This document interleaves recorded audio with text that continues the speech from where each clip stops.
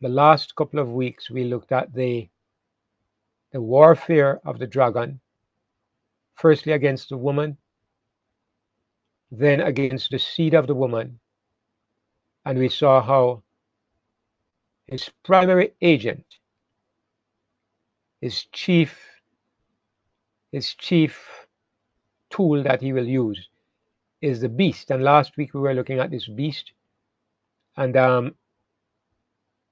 I tried to emphasize last week that in the book of Revelation there are only two beasts. There are not three and there are not four.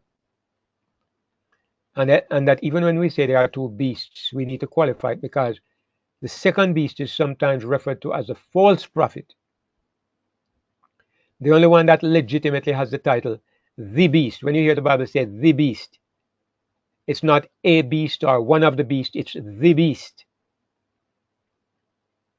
That beast is Satan's baby, if I may put it that way. Satan's kingdom that he has been using from the beginning of the history of kingdoms, from kingdoms started to be built on this earth after the flood.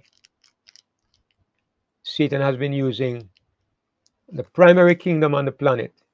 The greatest kingdom has always been Satan's tool. And so the beast, we said, is one entity spanning all these ages, coming right down to the end of time, but going through different identities or different incarnations. One beast, but with different heads. So that's where we were last week. And today, we're going to move on to the second beast, otherwise called the false prophet. I haven't been so faithful in using charts a lot of the time. We have been looking at the Bible, and I think we're going to be primarily looking at our Bible screen this afternoon as well.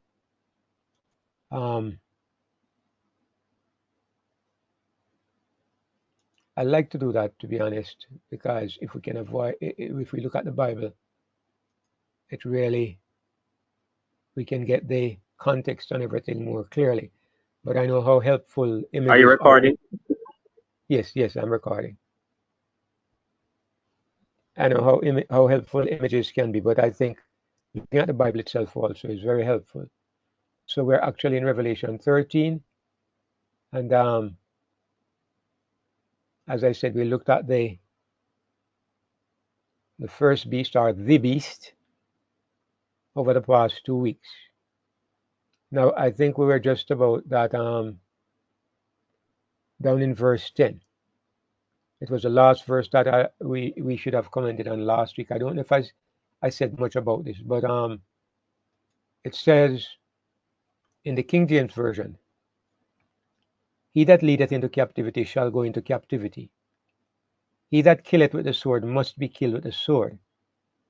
Here is the patience and the faith of the saints."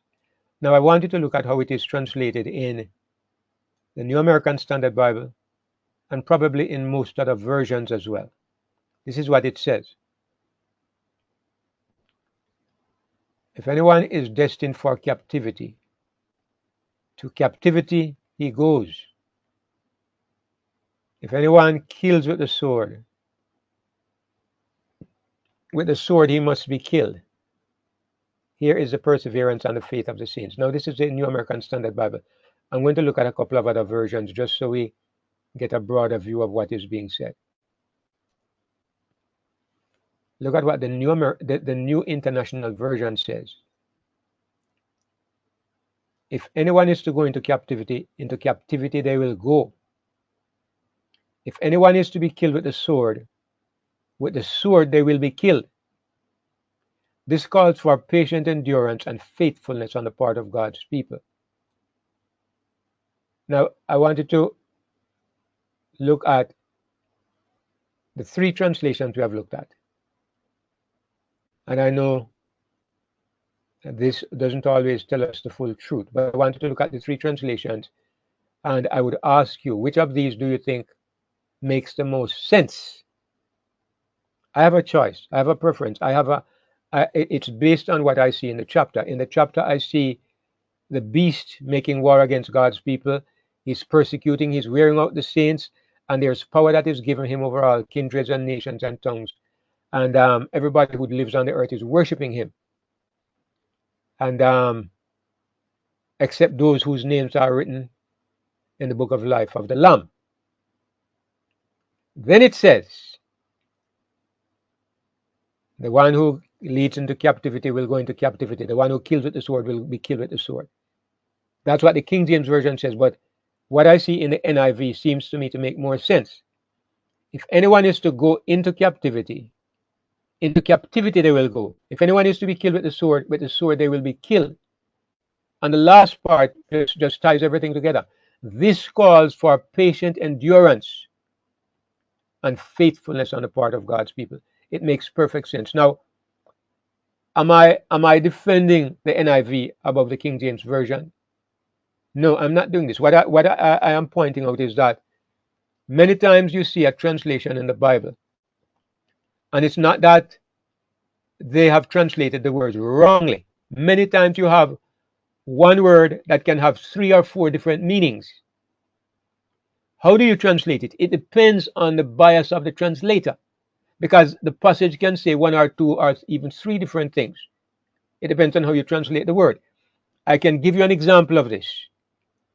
Let me move away from the passage itself for a moment and go over into the book of Daniel to give you an example. All right. I just want to back up what I'm trying to say. In the book of Daniel, if you look at Daniel chapter 8, all right, this verse that we are very familiar with, where it says in verse 14, and he said unto me, unto 2,300 days, then shall the sanctuary be cleansed. All right. In the NIV, it says, he said to me, it will take 2,300 evenings and mornings, and the sanctuary will be reconsecrated. Let me see what the NASB says. He said to me, for 2,300 evenings and mornings, then the holy place will be properly restored. Now this one says restored. The NIV says reconsecrated. And the King James Version says cleansed. 3 different words. Cleansed, restored, reconsecrated. Now, if you actually bring up the Greek rendering, the Hebrew rendering of the word, the Hebrew word has 4 different possible meanings. It can mean cleansed, it can mean justified, it can mean vindicated, and it can mean restored. The one word has 4 different legitimate meanings. What is the meaning? It depends on the context. So if you look at the passage, it says, one saint was speaking, and another saint said unto that certain saint which spake, how long shall be the vision concerning the daily sacrifice, the transgression of desolation, to give both the sanctuary and its host to be trodden underfoot? And I believe the proper answer is found in the NASB, where it says 2,300 evenings and mornings, then the holy place will be properly restored. Now, I'm not going to go into Daniel 8 this evening to show you why restored is the correct word, but I want you to see that the King James Version used the word cleansed. I think that's a wrong translation. The NIV uses the word reconsecrated. I think that's a wrong translation. I think the proper translation is restored. And the reason why I think so is because I'm not a Hebrew scholar, but I understand context. I can read a passage and tell you what it is talking about. And if you read Daniel chapter 8, it's talking about some damage that was done by the little horn. It threw down the sanctuary, it trampled it underfoot, it did damage to the sanctuary and to the cause of God. And what God is saying, at a certain time, the sanctuary or the holy place will be properly restored. That's the meaning. So even though I'm not a Hebrew scholar, context tells me what is the proper word. So why did I go to this? I just wanted you to understand that sometimes when I say, I think this translation has a proper meaning, And it might sound like I'm presumptuous, like I'm taking liberties with the word of God, because I can neither read Greek nor Hebrew. It's not that I'm being presumptuous, brothers and sisters. I'm trying to help us to understand a little better the way how these translations work. Okay? Most of the time, the people who try to put them together, they are honest people. Many scholars, I think the King James Version was translated by 40 different people. All the other versions have multiple people involved. But the problem is that everybody comes with his own bias. And the modern translators have so much bad information, like many of them believe in the rapture, they believe in the Trinity, all kinds of things. So when they are translating, they will look for a word or a thought that supports what they believe. That's why we have to be careful. That's why we have to be careful. I believe that in the old days, there was less baggage that these reformers were carrying with them. And so they were less likely to make those kinds of perverted translations like we have today. But at the same time, I'm not blind to the fact that the King James Version sometimes got it wrong as well. And that's why I look at other translations. All right. I hope that everybody can understand this. So if I say I think this translation gives us the correct interpretation, please understand it's not that I am barefaced and presumptuous. It's because I'm looking at context and I'm understanding why different translations probably have different expressions, different ways they put it. It's because of the way they understand the passage. Now, when you look at this passage in Revelation 13, in light of what is going on, the beast is persecuting God's people. The way the NIV translate verse 10 makes perfect sense. What it is saying is that, look here, some of you are going to go into captivity. It's going to happen. Some of us are going to be killed. It's going to happen. We are going to be killed with the sword. We are going to be violently slain. And it makes sense because it says this calls for patient endurance and faithfulness on the part of God's people. God is telling us what is coming, what is happening, what we are to face. And he's saying, my people, I told you beforehand. So when it happens, be patient and endure. I'm allowing these things to happen, so be patient and you have to endure because I told you before. If you are going to end up a prisoner, it's going to happen. If you are going to be killed with the sword, you are going to be killed with the sword.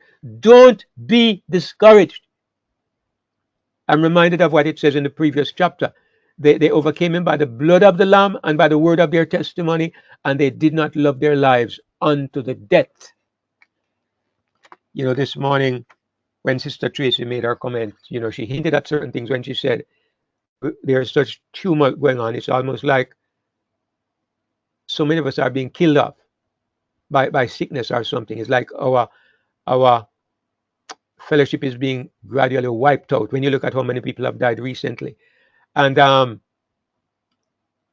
this statement reminds me to remind her and to remind myself and to remind all of us we have a Father, and that statement holds true. This calls for patient endurance and faithfulness on the part of God's people. I mean, it's not the same thing. This one is talking about persecution, but the same thing applies to any disaster that comes upon us. Patient endurance and faithfulness on the part of God's people. The time when we need to be most trusting, the time when we need faith most of all, and when we need to be patient and to endure, is when everything seems to go wrong and we don't know what on earth is happening. That's the time when we need faith. If you don't, if everything is going well and you can understand everything, where's the need of faith? Where's the need of faith? It was when Jesus was on the cross and the unexpected was happening and it seemed to be disaster coming upon him. It was then that the Bible says he learned obedience by the things that he suffered. His faith was perfected. His humanity was perfected by that terrible trial of faith. So that's the last statement that is made concerning the beast, or if you prefer, concerning the first beast. Now we go to the second beast. It says, and I beheld another beast coming up out of the earth, and he had two horns like a lamb, and he spake as a dragon. Now you know that this beast is often represented like a buffalo. I don't have a problem with that because it could have been something like this that John saw, and it's an appropriate symbol because this is a symbol of an American animal. I don't think it's found in this particular form anywhere else on the earth. It has two horns like a lamb. I've never heard a buffalo speak like a dragon, but anyway, it could have been a buffalo. But it's a good symbol of America because I think that this second beast really represents the United States of America, and we're going to look at all the reasons why this is so. But look at what it does first of all. Look at what this beast does. And before I go any further, let me just remind you that everywhere in the prophecies of Daniel and the Revelation, a beast represents a political empire, a political empire. And maybe it will help if I look at my image again. Usually, a kingdom represents only one nation, but an empire represents a nation that has other nations under its dominion. If you look at the beast, when I say the beast, I mean the first one, not this one in particular, but the first beast. And I don't have the image nearby, but otherwise I would show it. But if you look at the beast, every nation represented by the heads was an empire. In other words, each of these was a great kingdom that had other kingdoms under its dominion. All of them. They subjugated and subdued other kingdoms, and they had other kingdoms under them. So they are represented as beasts because a beast is an empire. Now, if it's only one nation or a part of an empire, it's sometimes represented as a horn.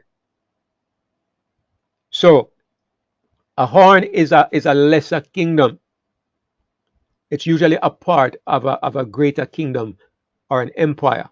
So if you go back and look at the different beasts, you'll see that there are many of them have horns on their heads, representing the fact that they had sub kingdoms under them. So that's interesting because this beast here is said to have two horns, but I'll come back to that in a moment. Let's go back to the Bible. So, what does this beast do? Well, all right, even before we come to what the beast does, it says that this beast, I saw another beast coming up out of the earth. All right? Again, it's nice to be looking at an image while we're working. So, you would say, what's the difference between this beast and the previous beast? I'm really sorry I don't have the other image up on the screen so we could compare. But you know the first beast or the beast came up from the sea. And this other beast in the same chapter, this one is coming up out of the earth. Now, I don't think that especially in Revelation, things like this are coincidence. I mean, if human beings were designing a puzzle, they will make mistakes because they can forget. God doesn't make mistakes. If God says one comes from the sea, it's because he wants to make a point. And he says one comes from the earth, it's because he wants to make a point. So we should stop and consider what is the difference between sea and earth. It depends on what sea means. In Revelation 17, let me go there quickly. In Revelation 17, it tells us, most of us probably know, but I like to go and look at the verse.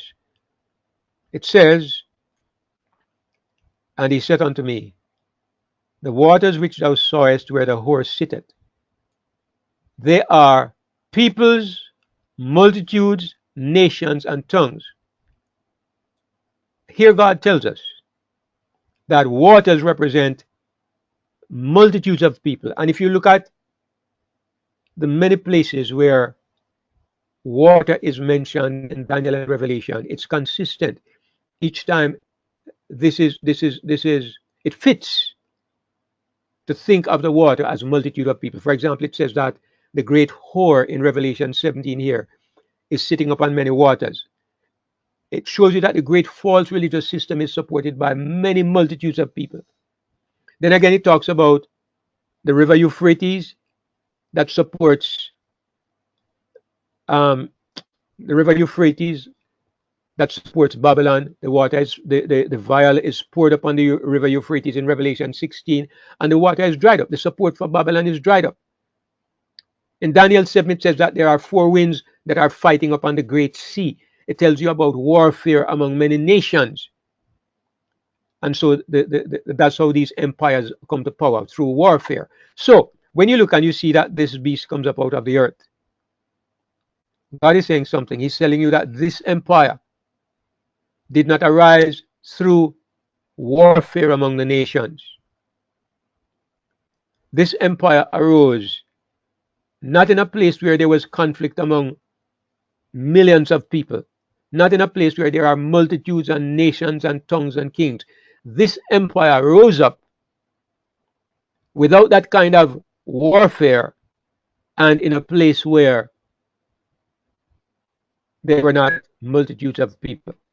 Now, we can divide the world in this way into two parts.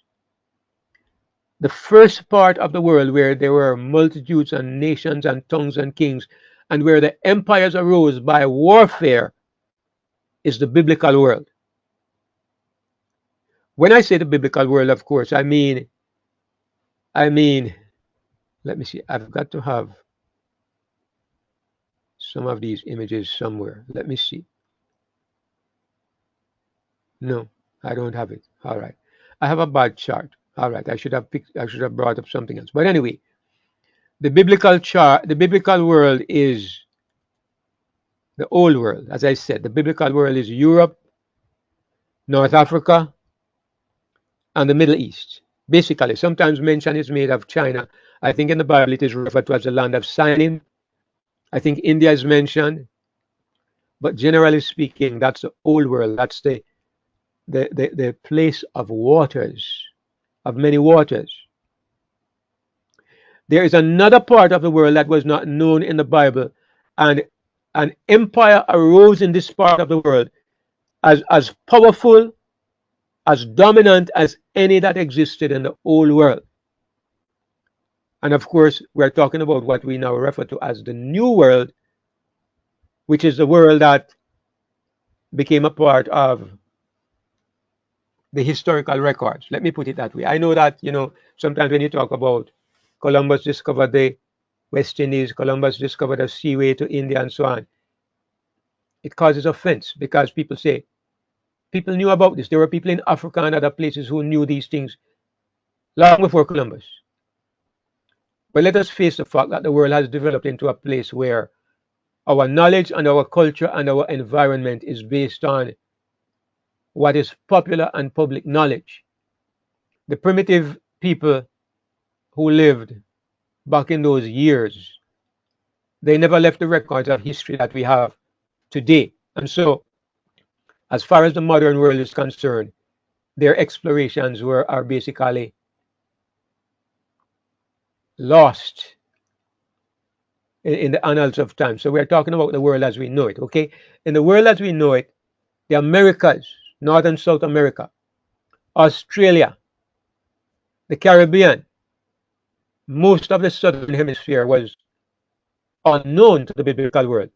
It was another complete world, but it was unknown to the biblical world. So, in this part of the world, there is one power that has arisen, which is more dominant than any other nation in our part of the world. Maybe more dominant than any nation in the other part of the world as well. But if we talk about our part of the world, if we just go by that one criterion alone, there's no question that this empire-like beast has to be America. I mean, in particular, the United States of America. Now, it's an enigma that the beast has two horns, and we have said that, and usually, or sometimes, a horn represents a sub-kingdom within an empire. As far as we know, the United States is only one country. Well, I mean, you have a few little sub countries, like you have Puerto Rico, which is a satellite of America. You have Guam. You have one or two other small islands that come under American government. But we don't have several small horns. We have two horns and only two. And as far as we know, America is one country. So if there were 52 horns or 50 something horns, we could say that these represent the states of America. But there are only two horns. So we are at a kind of difficulty to establish what are these two horns. Now, at the same time, there is so much more that identifies this as America that I would not consider that a major difficulty. But I'm going to suggest something anyway. My suggestion may be way out. I'm not going to put much weight on it because I don't like to sit down on something that is a little shaky, but I'm going to suggest it anyway. The two most dominant entities in the Americas, I would say, are the United States and Canada. These two countries are so similar in their outlook, in their friendship. They are a part of the same landmass, and their policies are so similar that they almost form a part of one country. Now, I've heard it said that the two horns represent the two principles on which America is built. You know, religious liberty and political liberty. Some say republicanism, and the other side, democracy. Now, the reason why I hesitate is because I like consistency. And if in the past a horn has represented a sub kingdom, a minor kingdom, a lesser kingdom, I don't want to break that and give it a different meaning. Maybe I'm wrong, and if somebody can give me a good reason why we could break that principle, fine. But for myself, I am reluctant to say it represents, two forms of government within one empire, because that's not what it has meant in the past.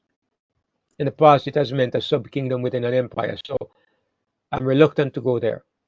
So that is one area of caution in what we are looking at. But as I said, there is so much more as to make it almost unmistakable that I'm still going with the idea that this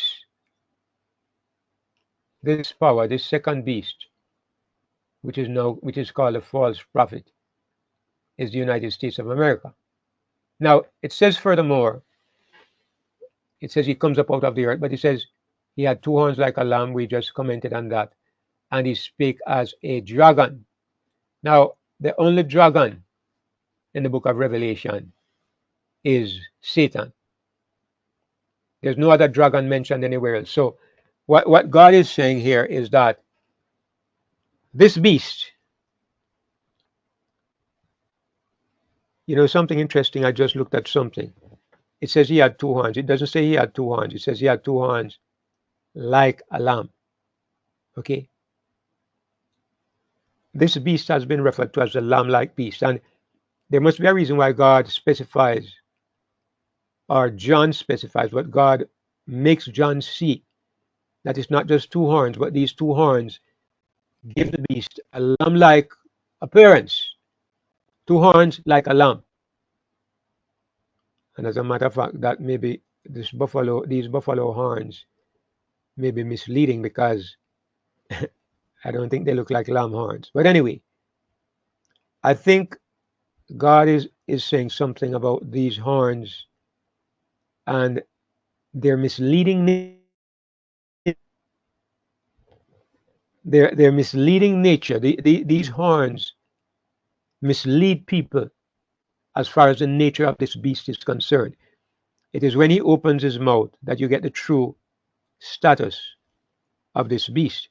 Now, it says he speaks as a dragon, and I'm sure most of us will remember where Jesus says, out of the abundance of the heart, the mouth speaketh.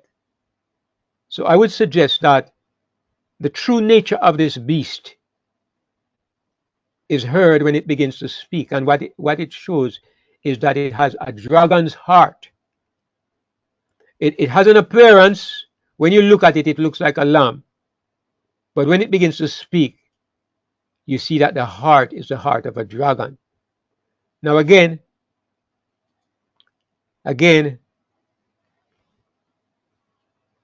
I believe that God is showing us the true nature of the underlying principles behind America. All right.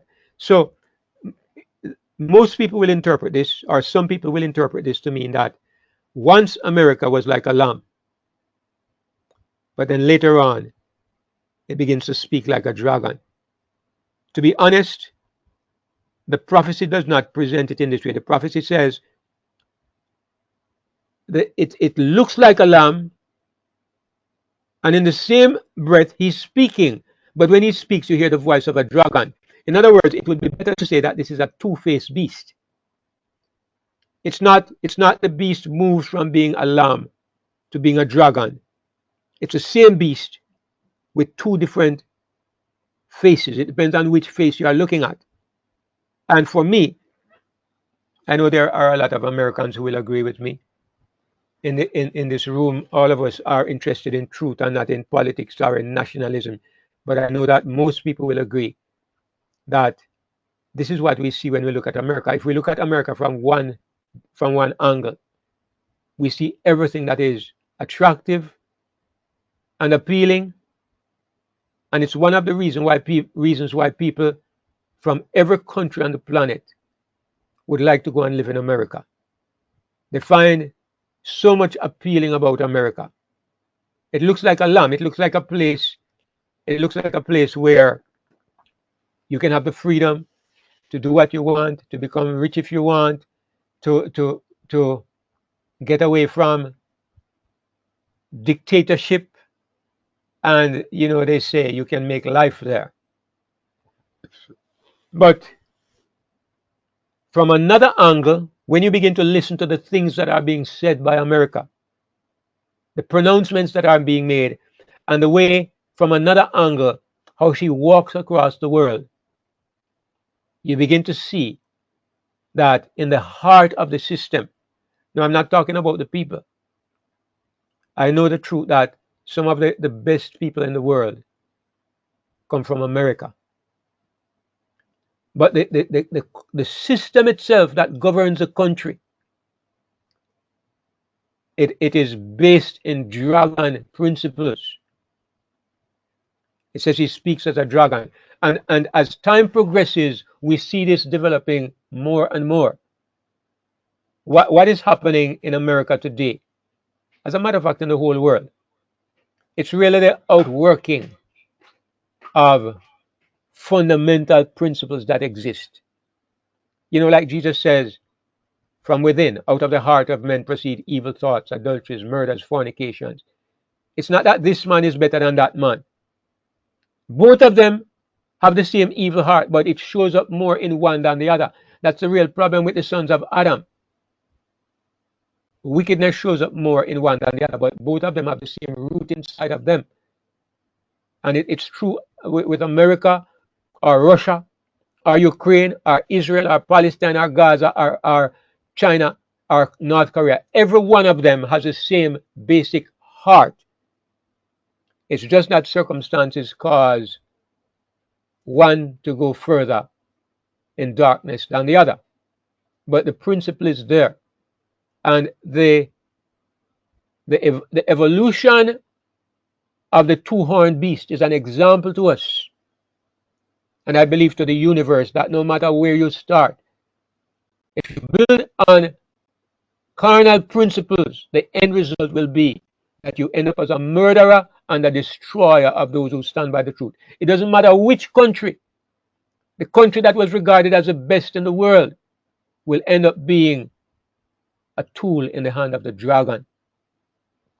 Now, the first beast, of course, was the pioneer in it, But the second beast now follows along. And it goes on to say in verse 12, and he exercised all the power of the first beast before him. Now, what does this mean? All right, I think the word power, let me see if the word is dunamis or exousia, and I'll explain what I mean, trying to pretend that I'm a Greek scholar.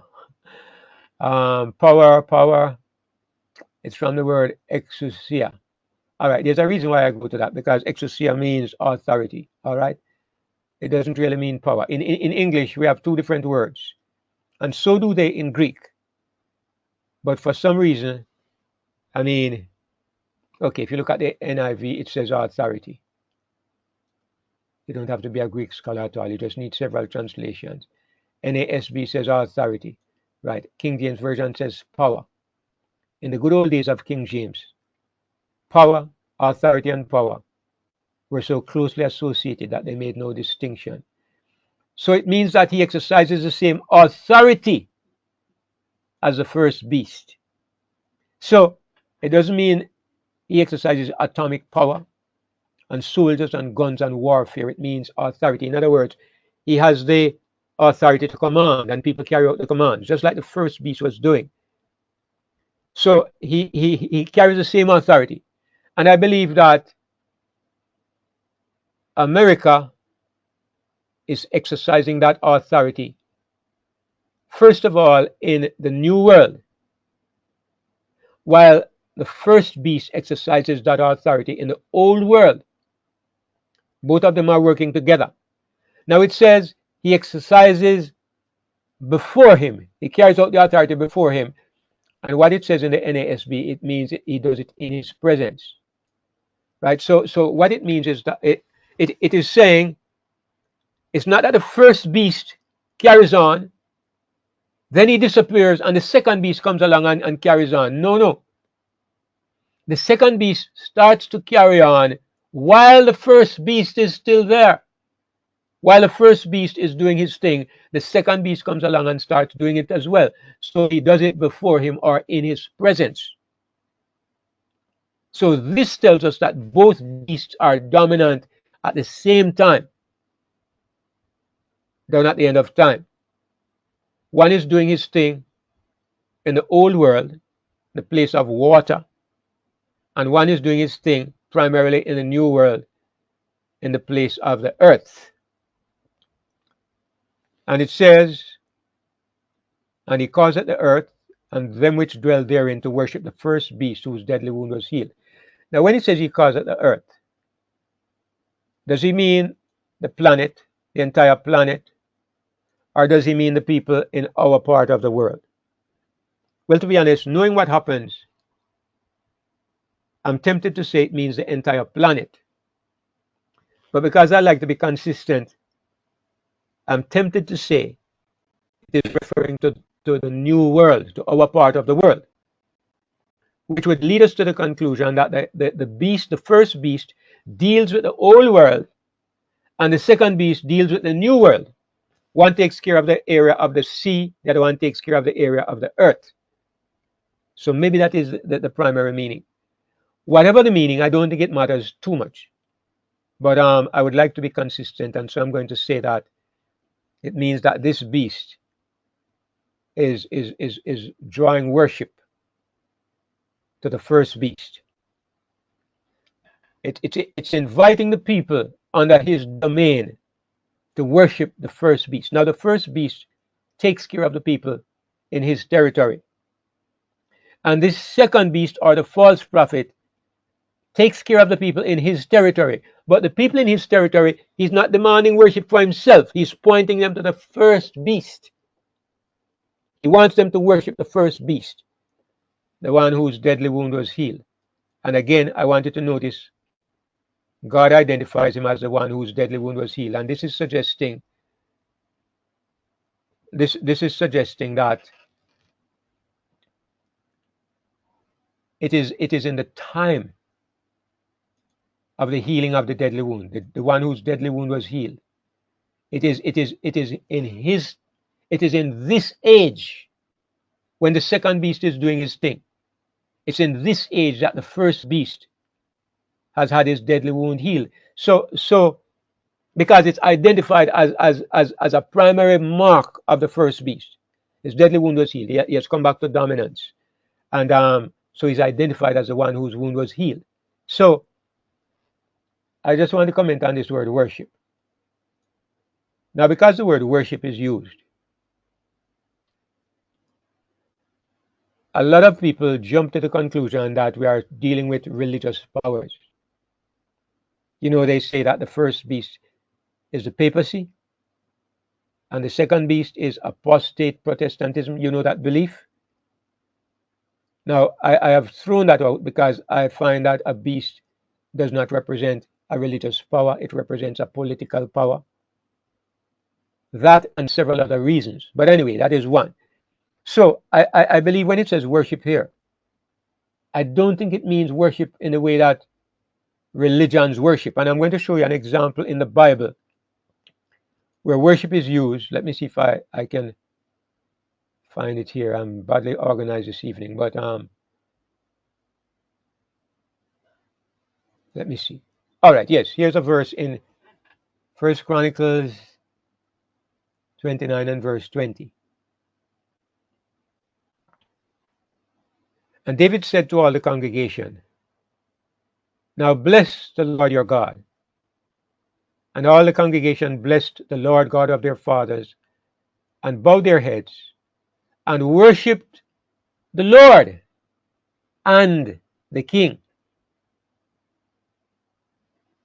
Okay, that's interesting. But that is the Old Testament concept of worship. Now, today, when we talk about worship, we think of adoring somebody as God. We think of worship as being exclusively to God. But if you, in the days of the King James Version, and evidently in the days of the Bible too, when it says they worship somebody, it did not necessarily mean worship in the way we worship God. Because see, here are a set of people who are worshiping Yahweh, they are worshiping the true God. It says they bowed their heads and they worship the Lord and the king. They worship the king as well. In the old days, and it still happens today, especially in a legal setting, sometimes the judge is referred to as your worship, or probably it's the mayor. Some are referred to as your lordship. And your honor, your lordship, your worship, they refer to the mayor as. In today's terminology, that's blasphemous, in my opinion. But in the language of the King James and of the Bible times, worship did not necessarily mean you are acknowledging somebody to be God. It simply means that you are giving great respect. You are revering the person. You are giving great respect. You are submitting to the person. So this is what we do to God. But it's also done to human beings who are in certain positions of authority. They are worshipped in that sense without being acknowledged as God, not in the sense as God is worshipped. And so we see this here in the Old Testament. So if you go back to Revelation here, where it says it caused the people to worship. If anybody believes that the time is coming when people are going to bow down and pray to the beast and acknowledge the beast as God, literally, I think you're wrong. I think you're going to be surprised because I don't think that will ever happen. But the Bible says they worship the first beast, and it means that they give their utmost loyalty. They submit to the beast. They accept the beast as an authority whose guidance is to be carried out. So, who do they worship? It's the first beast. It's the first beast. The second beast, he begins to exercise the same authority like the first beast. And what does he use his authority to do? He uses his authority to cause the earth and the people who live in it to pay attention to the first beast, to submit to the first beast, and to give their loyalty to the first beast. How do you do this? Is it just something you do in your head? Do you say, I worship this person because he says two and two make four, and I agree in my head? No. What it means is that the first beast has implemented something questionable, something that requires a show of loyalty, something requiring a show of loyalty, something requiring your vote to say that you believe in the beast. Now, the second beast comes along and he uses his authority to get the people who dwell on earth to worship the first beast by acknowledging that authority, by acknowledging that wisdom, by acknowledging that statement from the first beast. This is what we are seeing as we are reading through here. Now, the next two verses, they are tricky verses, and I'm going to be careful in what I'm going to say, because it's possible that there are people to whom this will be a new idea and it may seem offensive to you. But let me go ahead anyway. Now it says, he doeth great wonders, so that he maketh fire come down from heaven on the earth in the sight of men. And he deceiveth them that dwell on the earth by the means of those miracles which he had power to do in the sight of the beast, saying to them that dwell on the earth that they should make an image to the beast which had a wound by a sword, and did live. I have to admit that sometimes the way I interpret things in the book of Revelation are a little bit different from how other people see them. But my approach to interpreting it is based on looking at the different passages over many years and trying to see what makes consistent sense, and then trying to apply the principle in a consistent way. Now, let me explain why I'm going through all of this to say all of that. Now, it is believed, it says clearly, he makes fire come down from heaven on the earth. He does miracles in the sight of the beast. Now, miracles are the realm of religion. Making fire come down from heaven was the work of Elijah the prophet. Nobody ever did that except Elijah. So if we are talking about these real miracles, if these are really miracles, then we are in the realm of some religious power. Miracles are the realm of religion. And when you see fire, literal fire, somebody calling down fire from heaven on the earth, instantly you think of Elijah. Now let me show you another place where it mentions something similar. See if I can make my point. All right, give me a second. Let me unlink these two. All right, so if you go to Revelation 11, it talks about God's two witnesses.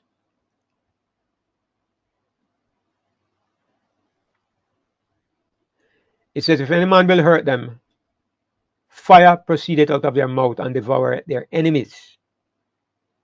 And if any man will hurt them, he must in this manner be killed. Do you believe that the two witnesses, we know it's the Spirit of God and the Word of God working through God's people, do you believe that these people are going to send fire out of their mouth to destroy their enemies? Is there anybody in this room who believes that that is literal? I'm pretty sure that everybody will say, no, it's not literal. God is using this imagery. God is using this imagery to point us to the work of two men in the Bible, Moses and Elijah, right? It says they have power to shut heaven that it does not rain in the days of their prophecy. You get a graphic description of something that happens. And instead of looking at the details and saying this will literally happen, what you look at is, what is the message behind this? You get an image, but you know the image is not really how it is going to be. But what is the message behind the imagery? That's a question you ask. So it's not that God's people are going to send fire out of their mouth to devour their enemies. That certainly won't happen. We will not hurt our enemies. But God wants our mind to go back to Elijah and Moses. And so he gives us descriptions from Moses and Elijah. Let me show you another example. If you go to Revelation 14, it says, if any man worship in verses 9 to 12, if any man worship the beast and his image and receive his mark, the same shall drink of the wine of the wrath of God, and so on. It says, and he shall be tormented with fire and brimstone in the presence of the holy angels and in the presence of the Lamb. And the smoke of their torment ascendeth up forever and ever, and they have no rest day nor night. Do you believe that this will literally happen? And again, I expect everybody will say, no, it won't literally happen. So why does God use this language? Because God wants to point us to a place where it actually happened. The description is making us look at Sodom. It is not saying God is going to roast people with fire and brimstone and the smoke of their torment will go up and they will never get any rest. No, there's no such thing as an eternal burning hell. But God uses the language because he wants us to think of a particular city. So God is saying Sodom. And in the previous passage we looked at, God is saying Moses and Elijah. So it would make sense that when we come to Revelation 13 here, where it talks about the false prophet calling down fire from heaven on the earth, we should apply the same principle. He does miracles in the sight of the beast and tells people that they are to worship the beast. So if we are dealing with a secular power, a secular kingdom, if we are dealing with America, for example, which I believe we are dealing with, does America perform miracles? Not that I know of. I don't know that the nation of America or the government of America has ever performed any literal miracles like calling down fire from earth, from heaven on the earth, and so on. And I don't believe that America will ever do this. Furthermore, if any religious person in America, like Benny Hinn or Kenneth Copeland or any of them, ever call down fire from heaven, I will still not believe it is a fulfillment of the prophecy, because I want to follow consistent principles in how I'm looking at the scriptures. So what do I understand then? I understand that this is saying that this second beast will do some things that are so striking, that are so outstanding. They will have the power to convince people to make this image to the beast. It will deceive people. It will do some things that in the secular realm are similar to miracles. All right. So what's the purpose of the miracles? It's to convince people. So if America is able to do things to convince people, whatever America is doing to convince people to follow in the way of Europe, in the way of the first beast, whatever America is doing that is striking people, that is making people believe, this is what we would categorize as miracles. So we are looking at the principle behind the miracles, not the literal miracles themselves. And I hope everybody can understand what I'm saying. So what are we talking about? Well, it's a very delicate thing, and I have to be careful about what I'm saying. I have to speak in kind of parables that all of you can understand, okay?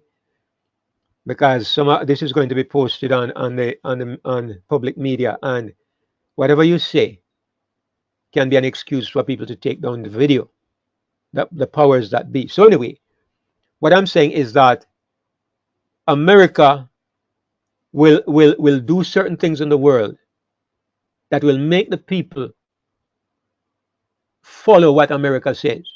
Now you can think of the different things. I'm not going to name any.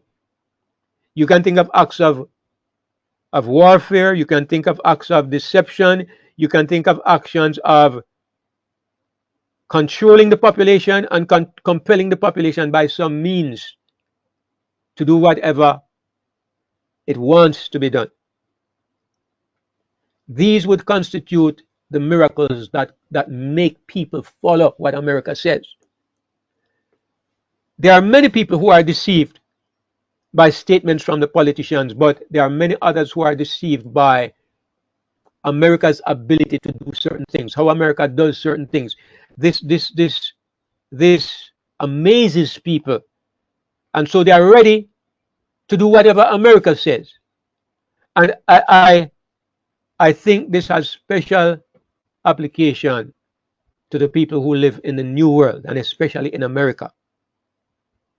Now, in the sight of the beast. It means that while the beast is still alive and while he's still carrying on his depredations, that is when America comes into the picture and starts to persuade everybody to follow the beast.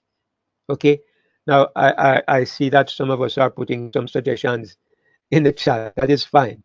No problem. That won't be published on YouTube. But I'm leaving some things to the imagination.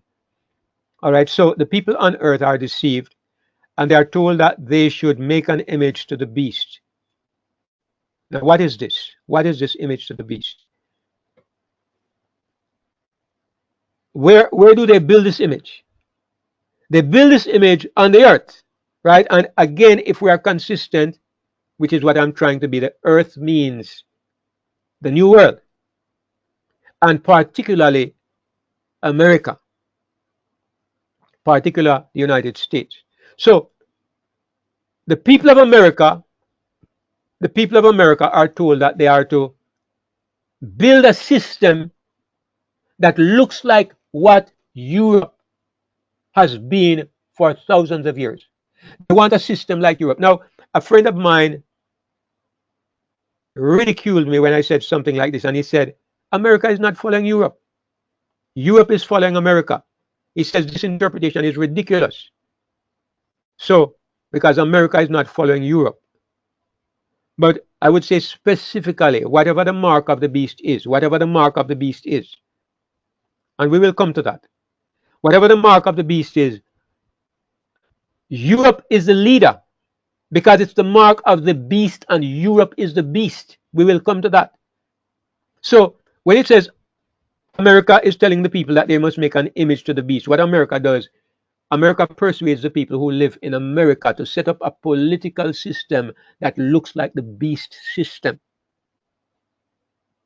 Most of you in the room, you understand America's political system better than I do. I've heard people say democracy is not really freedom. They say democracy is not the rule of the people. They say America is going towards socialism, all kinds of things. I don't know much about political systems, so I don't know. But I will tell you that what the prophecy says is that the same kind of persecuting, intolerant system that was the hallmark of Europe over the ages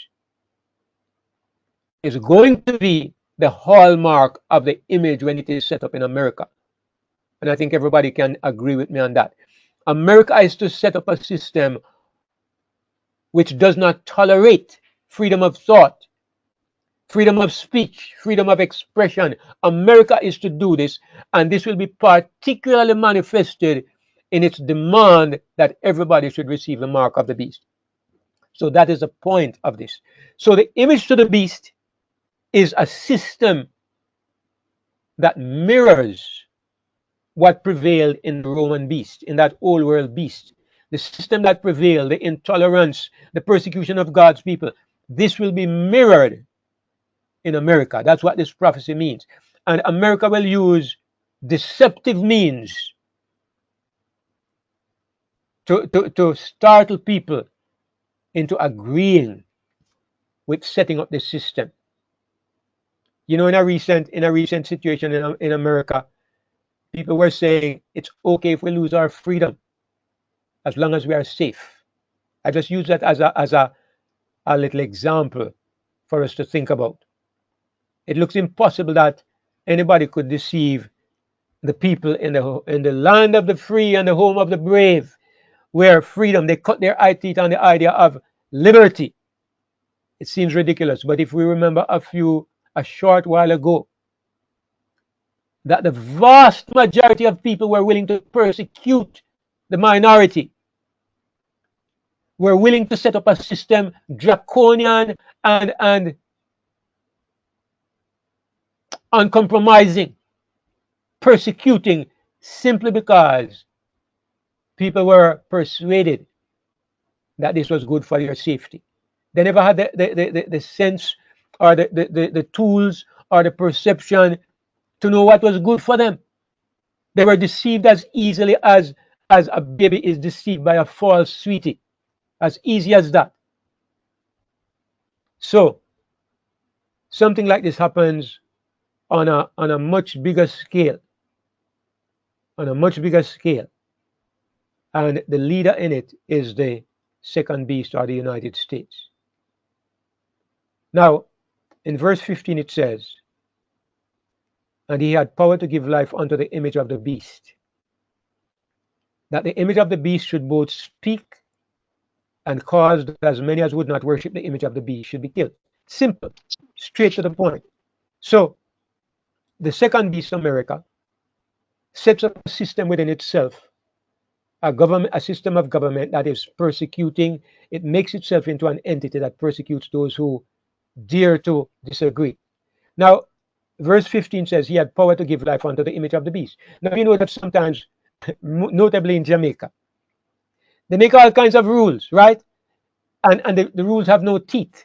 You know, they make rules like, I guess a lot of governments do it, right? Something irritates a politician and they pass a new rule in parliament. Nobody can ever enforce it, you know, but they make a rule and it makes them feel happy, I suppose. And they go, and this rule has no teeth, it has no life. But this image in America is not something like this.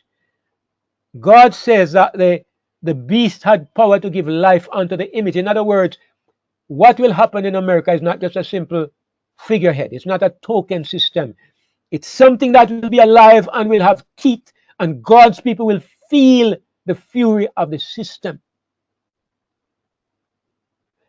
This system, this image will speak. In other words, it will have authority to make statements. And those who will not worship the image of the beast, those who will not give obeisance to the system, who will not be subservient, who will not submit to it, it reaches a place where they are going to be killed. Now, I know that once or twice I've heard it suggested that this may not be literal killing. I don't know. I know that there are a lot of statements in Revelation that speak about a future martyrdom. If any man is to be killed with the sword, he will be killed with the sword. They love not their lives unto the death. And when it talks about the souls under the altar, it says they were to sleep until their fellow servants, which should be killed as they were, should be accomplished. So there are several places that talk about God's people being killed. As frightening as it is, I'm going to tell you, we will need a relationship with the Lord. If we don't have it, our condition is going to be very difficult. If we don't know the Lord, let me say, everybody who knows the Lord will be safe. But I'm not going to say it will be easy. Everybody who does not know the Lord, you will find your proper place. So I encourage my brothers and sisters in everything that we are saying. Let us be sure that we are grounded in a relationship with the Lord. All right, that's all we need. But it's very important. It is everything. It's the one thing we really need, but we should make sure that we're not deceived in terms of thinking we are Christians when we are not really. Now, it seems inconceivable that a civilized modern nation like America, where there is so much emphasis on freedom every day, it seems inconceivable that in a world of the 21st century, people can end up killing people. People can end up killing people because of an ideological disagreement. But if you think that's crazy, okay, one of the most technologically developed countries in the world is China. Another one is North Korea. Another one is Russia. Okay, all of us know, at least we know about the things that happen in those countries. Maybe we don't know about the things that happen in America. But I'm going to tell you that the wickedness in North Korea exists in America. Maybe they'll take down my video because I said that as well. But the difference is that one country has the government system to carry out what it wants to do. The other country does not yet have that system in place. But bear in mind that Germany was one of the most developed countries half a century ago, nearly a century now. Germany was one of the most sophisticated developed countries. So was Japan. Okay? And they were a modern nation, and look what happened. Look what happened. And those are the ones we know about and we publicize. But there are others that are done maybe through deception and undercover. I mean, even now what is happening in, well, let me hold back. Let me hold back. I mean, I don't want to get into that too much. But the point is that just give us the right conditions. Just give us the right conditions. And the beautiful lamb-like America will implement systems that will result in the death of those who will not conform to its policies. This is what the Bible is saying. And as I come to understand human nature better, I'm absolutely convinced that the Bible is absolutely true. Now I'm going to read the next 3 verses, and then I'm going to leave commenting on them until next week, because these 3 verses are going to take one entire session to deal with properly. It says, and he calls it all, both small and great, rich and poor, free and bond, to receive a mark in the right hand or in their foreheads, and that no man might buy or sell, save he that had the mark, or the name of the beast, or the number of his name. Here is wisdom. Let him that hath understanding count the number of the beast, for it is the number of a man, and his number is 666. So those verses require extensive discussion, and we absolutely don't have the time to do it this afternoon. So I'm going to stop at verse 15. Let me mark verse 16 so I know where we pick up next week. Right, and then we will stop here for this evening. And yes, and I will open up the room now in case there are any questions or any comments. Brother Michael, go ahead.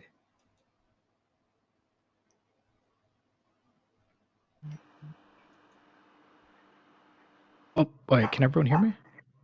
I hear you now, Brother Michael. Okay, wonderful. Sorry, I had to unmute something.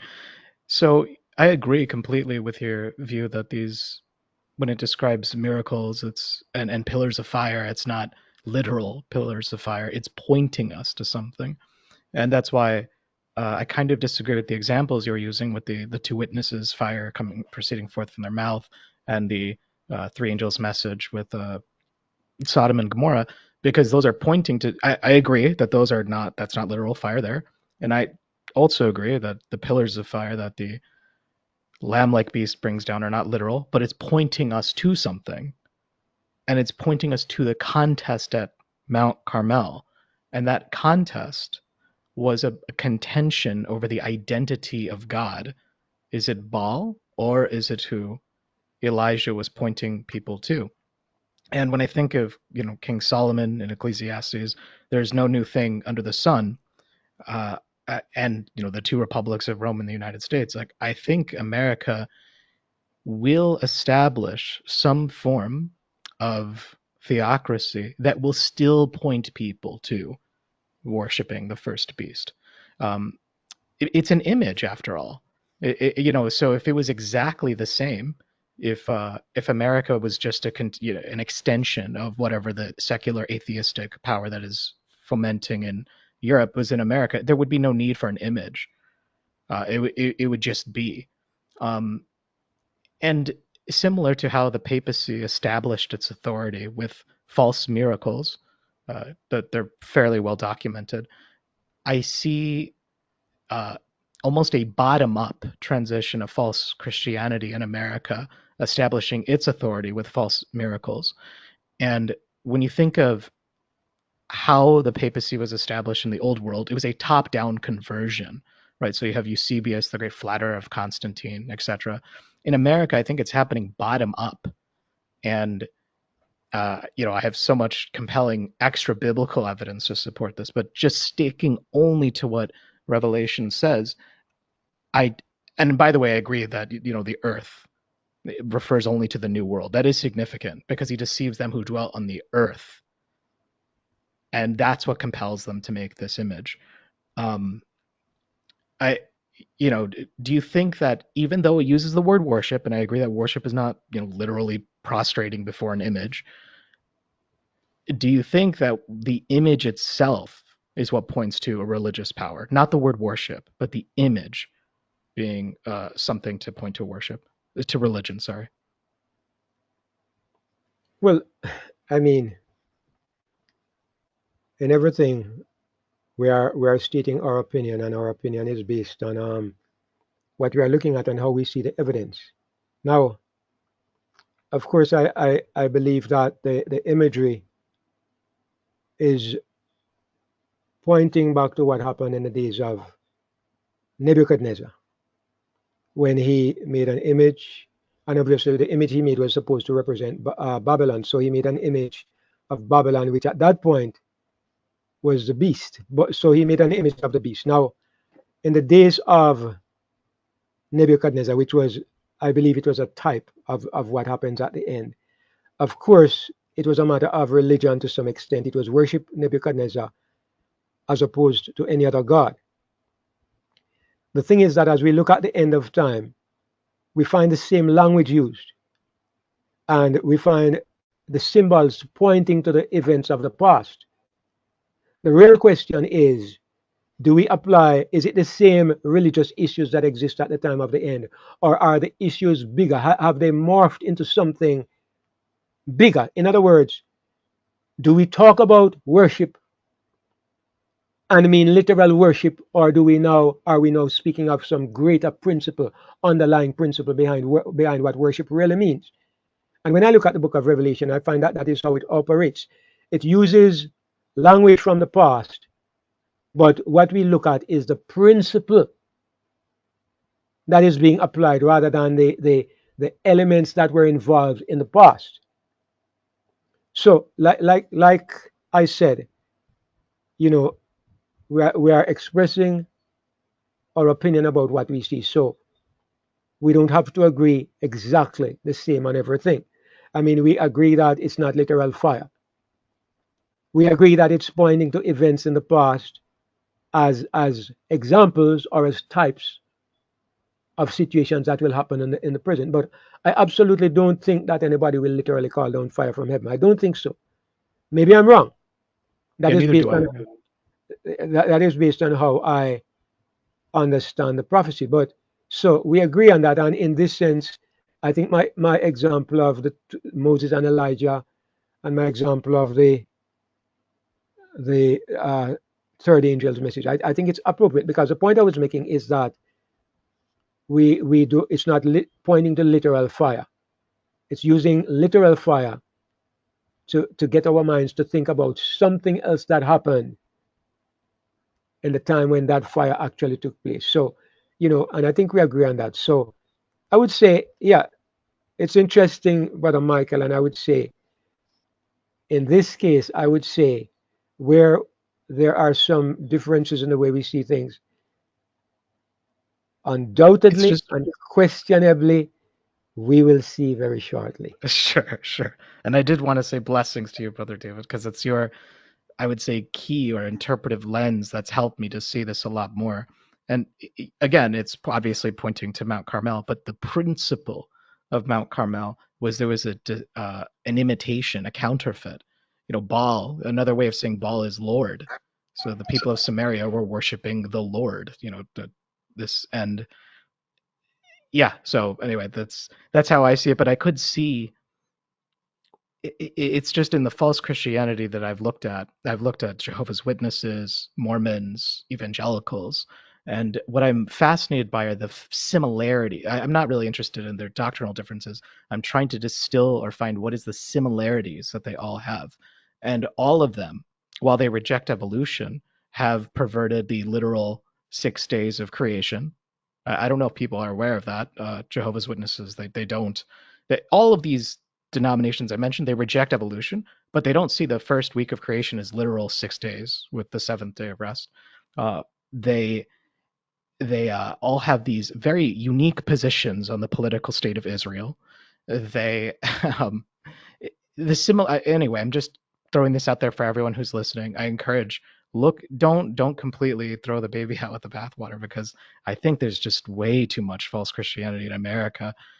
Even though we see it fluctuate, it ebbs and flows in these eras. So anyway, those are just my thoughts, and thank you so much, Brother David. All right, Brother Michael. Brother Judah, go ahead. Yes, brother. Um, when I saw the line, he exercises all the authority of the first beast in his presence, I immediately thought about the Second World War. Witnessed the end of the Second World War, witnessed what most historians and political commentators deem to be the Pax Americana, or the American peace, where America began to mediate peace in the world. And it began with the Marshall Plan, where billions of dollars was sent to build up Europe. I mean, if ever there was a literal manifestation of this beast exercising all the authority of the first beast, it is the post World War II era, which saw, instead of the Pax Romana, or the Roman peace mediated, or international, the international order mediated by Rome, we have an international order mediated by whatever America deems, and they actively replenished Europe, as it were. So I see Mhm. that the post World War II, as up to the present time, as a literal fulfillment of him exercising all the authority of the first beast. In Mhm. respect of the performing great signs, that he even makes fire come down out of heaven to the earth in the presence of men, I see a more nuanced view than that which was opined by Brother Michael. It is hard to not see Mount Carmel, because it is it's a clear, the first image that comes to the mind of anyone who studies the Bible is the great showdown between the priest of Baal and the priest of the Creator. But why I say a more nuanced view than what Michael says is that, like him, I believe, and as you point out, this is clearly hearkening to, or invoking the metaphor imagery of the Mount Carmel episode. But when we look at America, one of the, if I may use the word, genius of America is it struts and promotes itself as a city on a hill. It promotes itself, as it were, almost as if the first time in human history, if I may say it, though sacrilegious though it may sound, God's kingdom is seen in the world in terms of an actual empire. At least that is how they style themselves. It is a Christian empire founded upon Christian principles, in contradistinction from all the empires of the world that were pagan. Their fortune or their genius comes about because they were founded, or so they say, on biblical principles, and they were watered by the rain direct from heaven. When you look at the Protestant world, Brother Michael spoke about the Mormons, the Jehovah's Witness, even the Seventh-day Adventist Church, all of these shining Protestant movements that claim to be godly and to follow the God of the Bible are headquartered in the United States of America. So could it be that performing great signs so that he even makes fire come down out of heaven represents this empire's unique claim, as against the several others that have passed, to be the creator's plant upon the earth? That, as it were, they are the representative of God's blessing, God's kingdom manifest among the affairs of men.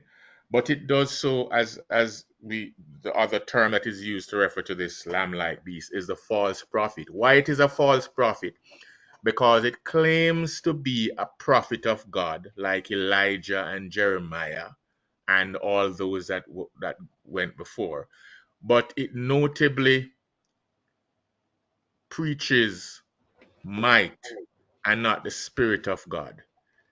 Unlike the true Spirit of God, which focuses on genuine heart transformation and Christ living within, it causes the world to look on the same played out idea of might is right instead of the still small voice, not by might nor by power. So it's in a time when the world should be focused on the new covenant, the world is still looking upon an outward show and an outward manifestation of kingdom glory, akin to what happened with Elijah on Mount Carmel. But that is not the way of the New Testament. It's an internal manifestation of love, which is an internal glory and not a might is right type of glory. So could it be that this is the quintessence or the essential quality of what makes this prophet a false prophet? Because it doesn't emphasize the essence of the new covenant, which is the internal light. It still is the might is right type of thing, which is why it will speak as a dragon. All right. Thank you, Brother Judah. I mean, I look at the idea of false prophet in its simplest and most basic sense. I think the purpose of a prophet was to, I mean, primarily, I suppose the greatest prophet, if we look at him, what a prophet essentially does is he's a mouthpiece for God in terms of how he speaks. But what he does in the sense of this second beast, what he does is he becomes a mouthpiece for the first beast. So the person that he is reminiscent of, the person he reminds us of, is John the Baptist. John the Baptist's mission as a prophet was to draw attention to Jesus Christ, to make people respect and honor and start following Christ. Now, I think this beast is called a false prophet because he performs that role. I don't think he's called a false prophet primarily because of the fact that he may perform miracles, whatever those may be. It's because of the way he operates. He is an emissary. He's somebody who comes along and instead of drawing attention to himself and saying, "Look, worship me," he says, "Look, worship this other power." So in this sense, he's a forerunner of the first beast. Not a forerunner. He comes afterwards. But I mean, you understand what I'm saying? Like John the Baptist, who drew attention to Jesus Christ. This second beast draws attention to the first beast. So since his emphasis is another and not himself, I think that's why he's called a prophet. And I think he's called a false prophet because he's pointing people in a direction that is destructive. He's not pointing to God or to true worship. He's using his authority to bring people into a place of destruction. So he's a false prophet. So I think those are elements as well that are involved there, my brother. All right, so that brings us to Brother David. is that Brother Frenchy? Go ahead, Brother Frenchy. Yes, I had a question on. It's not relating what you discussed there, but of Revelation 17. I'm a little confused about it. I don't know if you're gonna touch it in the future, if you want to touch it in the future, but you did. 17. Yes, you did a presentation on it, but there's this where it says about in verse 8, the beast that thou sawest was and is not, and shall ascend out of the bottomless pit and go into perdition, and they that dwell on the earth shall wonder. And then it keeps on talking about when they behold the beast that was and is not and yet is. So this is a little confusing to me. And then it talks about an eighth beast, where it says in verse 11, and the beast that was and is not, even he is the eighth, and is of the seventh, and goeth into perdition. So I haven't heard you mention of these scriptures, and I'm a little puzzled about it. Okay. I suspect you weren't here last week. Were you, Brother Frenchie? Last week, Yes. I think I was there last week. Okay. I think I I touched on wasn't. those. I'm not so sure, but Yeah, I think I touched on those verses last week. Anyway, but to go over it this evening is a little too much. So I'm going to get to Revelation 17. And the previous videos, the previous presentations, I am absolutely sure we dealt with those passages. So I because would say, yeah, I heard you said, you mentioned the seven heads. Five have fallen, one is, which is Rome currently, and then you said one is yet to come. You mentioned of the seven heads, but then it talks about this beast that was, which is past tense, is not, it's not present, and then it says it is still yet, it's yet it is, and then it says that it is the eighth beast. I never hear you explain, like, there's an right. eighth beast. I always hear you say the seven Yeah, beast, which is yeah, yeah. which you suggest that it's you No, no, the EU. Brother Frenchie, I think it's a terminology you're using that is a little confusing because there are not eight beasts. There's only one beast. There's an But it eighth said head. there's an eighth head. Yeah, but not an eighth beast. Because I know Okay. I mentioned eighth head last week, so that is probably why it's a little confusing because you're saying an eighth beast. There's only one beast, but he has seven heads. Well, the head is a beast to me, Well, so that's the why I say it so. right, a head is the beast. It's the same beast. A head is just one manifestation of the same beast. So it says that there are seven heads. Five are fallen, one is, and there are seven kings. I'm sorry, I didn't mean seven heads, eight heads. I mean eight kings. There are only seven heads, but there are eight kings. So each of these heads is a king. But when it comes to head number seven, when that head passes, there is not a head number eight. The beast himself now comes up and he becomes king number eight, but he doesn't have a head. The last manifestation of the beast will be without a head. If you look at what Revelation 17 says, So what does that mean? That the beast itself will appear, will show up without a head? I think it means that for over the ages, the true nature of this beast, which is Satan's baby, has been masked by the different nations that were representing the beast. But at the end of time, the beast is not going to be masked by a head. He will appear in his true nature. So this is a kingdom, I believe, that is completely satanic. It will not have a nation at the head of it. Instead, there will be 10 smaller nations that will be a part of this coalition. Those are the 10 horns. They will destroy the woman, Babylon, and I believe this will be a completely godless entity because it says that it will hate the woman and it will hate God's true people. So it will hate religious entities completely. And then what will it do? It will come from the bottomless pit, which means that it emerges at a time where the world is in a situation where it is without any hope. So there are certain elements there that will take time to delve into more completely, Brother Frenchy. But we are definitely Okay, going to but come back to it. all right, because it says it's part of the eighth um beast is part of the seven. It is of the seven, Yes. and it's number eight. No. So is L- it that one of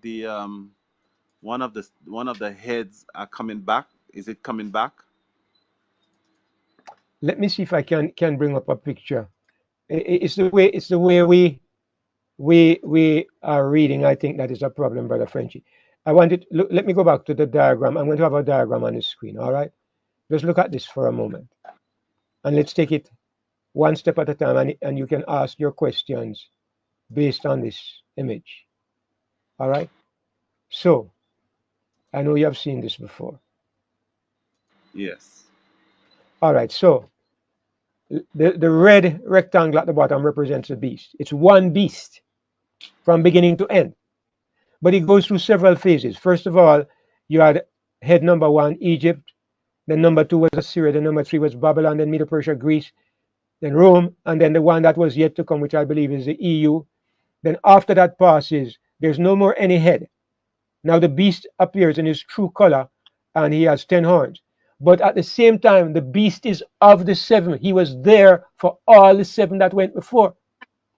He's not of the seventh. He's of the seven, meaning he was a part of all the seven who were before. You understand what I'm saying? Okay. So if you look at this diagram, it should help you to understand, to put the sentences together. The beast that you saw was and is not. So does the beast ever not exist? No, but there's a time when it seems to disappear. And I think it coincides to the time when it has this deadly wound that is healed. Maybe I'm wrong about that. I'll have to look at that more closely. But anyway, the beast you saw was and is not, and yet is, and will come out of the bottomless pit. So the beast was always there, but there's a time when he seems to disappear, and he doesn't seem to be doing anything. Then he reappears. And at the end, it says that he comes from the bottomless pit after head number seven falls. And when he comes from the bottomless pit, instead of a head, he has 10 horns.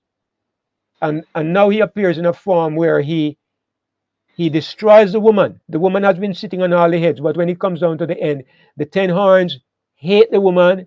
They eat her flesh and make her naked and burn her with fire. So everything changes. There's no longer a beast riding the woman. There's no longer a head on the beast. The beast comes from the bottomless pit, and the only thing with him is these 10 horns. And this is the form in which the beast appears at the end. Okay. So that is the number 8, like it's talking about. The eighth king, Okay. king number 8, is the beast himself. But it's not an 8 head because there are only 7 heads. Okay, I understand. All right, brother French. All right. Thank you so much. You're welcome, my brother. Let me see. I think Sister Brother, Jema, go Brother ahead. David, I think Jema is ahead of your ear. You need to put up Hi, your hand. everybody. I had a question regarding Revelation 13:10 about the sword. Do you think it has any relevance to, because the verse that came to my mind was when Jesus says in Matthew 26:52, those who take the sword will die by the sword. And again, this is Revelation, meaning Jesus revealing, his not only his kingdom but his own characteristics, his mind, his way of being. And I just had that verse come to my mind when we were talking about the verse in Revelation 13:10. And then the other observation I wanted to make was in let's see, in Revelation 13. Let me find it here now. I've got my notes scattered. When it's talking about worshiping the beast, the second beast will cause the world to worship the first beast, or cause the earth. I thought about Romans chapter 1, and I still remember, for me, it was very powerful, the study you did on how Romans chapter 1 was kind of a micro version of so much of the book of Revelation. And so what came to my mind is in Romans, when it's talking about the worshiping, how the people knew, um, there was plenty of evidence of God, and yet they choose to know not God.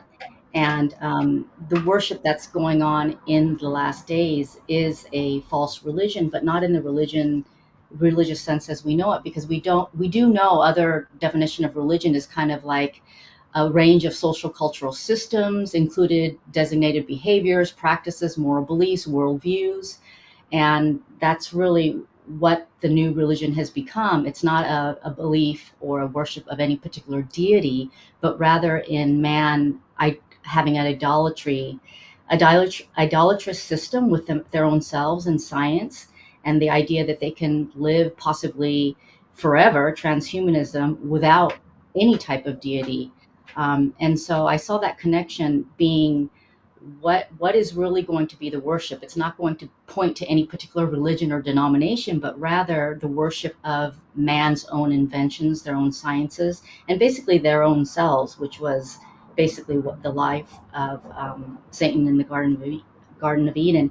And because it has to do with judgment, the whole book of Revelation regarding judgment, I also found it very strongly correlated with 1 Corinthians 6:9 to 11, when it talks about the fornicators, the backbiters, the liars, all of that, which is also the list of characteristics in Revelation 21:8, when it's saying that those who will be saved, except um, the fearful, the unbelieving, the abominable, the murderers, the whoremongers, the sorcerers, the idolaters, and the liars. And we know in Romans chapter 1, it's talking about those who have made the truth of God into a lie so that they can basically worship their own creation rather than the creator. And so I just kind of wanted to throw these thoughts out as far as getting our minds to think about the possibility that worship really is worshiping a system of beliefs that they've been propaganding for a long time now. But certainly Satan has been propaganding it probably from back in heaven before the Father and his Son created the earth. But I just wanted to make that observation because it really was striking to me when you did that study, Brother David, regarding Romans and Revelation, and really how they even turning towards the lust of men for men, the woman for women, losing even regular affections for one another. And so much of transhumanism is really void of emotion for humanity other than wanting to self-exist forever, and they'll keep whoever will benefit them and they'll dispose of and kill off whoever doesn't. So the context of judgment and how that relates to worship, I think, really fits in with what it's talking about in 1 Corinthians chapter 6, verse 9 through 11, and then Revelation, and then with Romans chapter 1. But again, back to my question about the Matthew, whoever takes the sword will die by the sword. Do you think it's kind of like the same significance? Okay, thank you for the comments, Sister Jema. Um,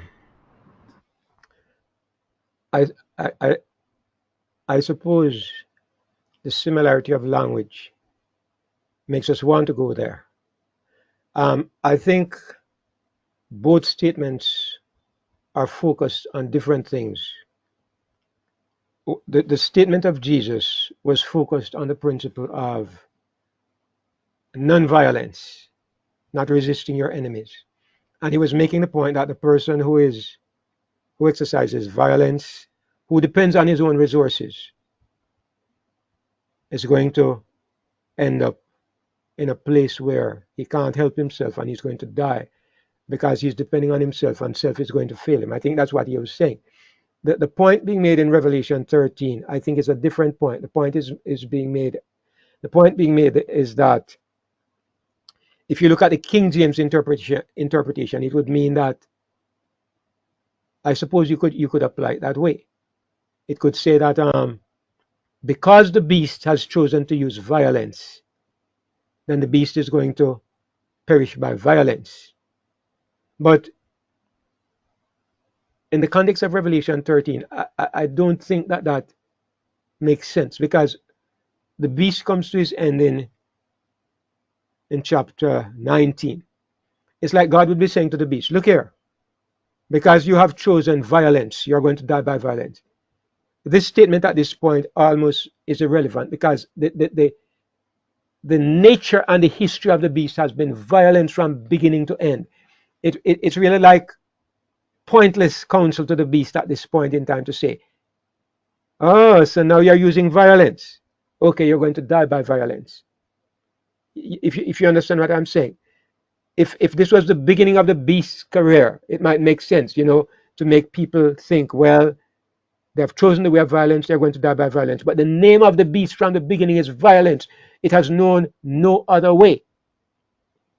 So I would think that the primary meaning is not a comment on the beast's mode of operation. It's a comment more on, what we saw in the NIV. It's more a counsel to God's people. In context, it makes a lot of sense that it is being said, you're going to suffer a lot, you're going to die by the sword. If that is what is going to happen, be patient and endure. So, I mean, the verse itself, as it is in the King James Version, could be used to support what Jesus said, but I would question if that is really the implication of what is being said there. Um, Brother Ray and then Sister Talia. Good afternoon, brothers and Oh, sisters. hold on, Brother Ray. Brother Ray, I forgot that Ian was saying Oh, something. no problem, no problem. Yeah, yeah, go ahead, Ian. Never mind. I'll say it later. All right, Brother Ray, go ahead. Sorry, David, in reference to what you mentioned about the beast, America making an image or giving power to the beast whose deadly wounds were healed. I was talking about that this week to a female. Anyway, I've noticed that when I look around the news, those little small clips that they are advertising on Facebook and things like that, I noticed one of the politicians, and I'm not going to mention the name because this is not about politics here. It's about prophecies we're talking about. One of them mentioned that in China, the only reason there's no problem with drugs in China is because they execute the drug dealers immediately and the users, they are executed. Now, this particular politician said that if empowered, right, he would bring back the death penalty to do away with drugs in the nation. Now, this is for me a sign of how easily they could eliminate many Christians through that law of execution, you know? So all they need is to first put the law. Once the law is enacted and you could execute a person, then you could add other reasonings or reasons to execute other people as well. So what I wanted to, this is mainly a comment, is to uh, let you guys know that within this season that we're living in now, within the next 3 or 4 years, things are going to change.